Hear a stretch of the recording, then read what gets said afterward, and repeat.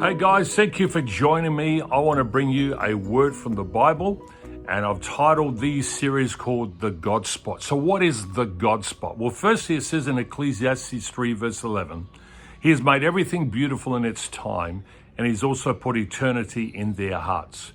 Research has been proven by neuroscientists that there's a very tiny area in the frontal lobe of the brain that they believe is activated when you and I are engaged in religious activity, and they've titled it the God Spot. It is believed that this particular tiny nerve center in the brain has a specific purpose, and that purpose is communicating with God. This is what I want to do with you every Friday, is communicate to your God Spot. Now, there's another way that we talk about the God Spot. We call it the God-shaped hole. This is a concept that states that every person has a void in their soul, their spirit, their life that only can be filled by God. It's called the God-shaped hole. This is the longing, that innate longing of you and I, of the human heart, looking for something outside of ourselves, looking for something transcendent, looking for something greater, which I believe is the God we serve. Ecclesiastes 3 verse 11, when you refer back to it, Solomon says that God has placed this hole in every heart. He's put eternity in every heart, that deep down within all of us, we know that this is true. The problem is humanity at large ignores this hole and tries to fill it with other things.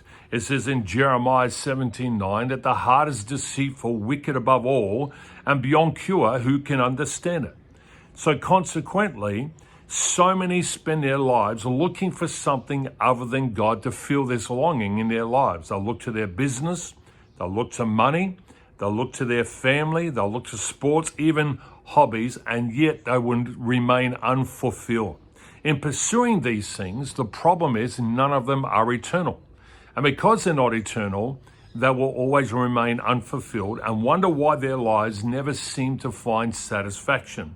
There is no doubt that many people pursuing things other than God can achieve a measure of happiness for a time and a season only. But when we consider the words of Solomon, who had all the riches, all the success, esteem, he was an honorable man, he was a man that was considered today very successful, but here he is, he describes all of it as unsatisfying, and he says this did not bring fulfillment, and he calls it vanity of vanities, which is emptiness of emptiness. So just like a square won't fit perfect in a round hole, neither will you have things of this world be able to satisfy you and fill that need for God in your life. So I want to challenge you, engage your God spot. Look to God to fill that God-shaped hole in your life. Surrender your life to Jesus, live for Him, repent from your sin, and allow God to bring you fulfillment.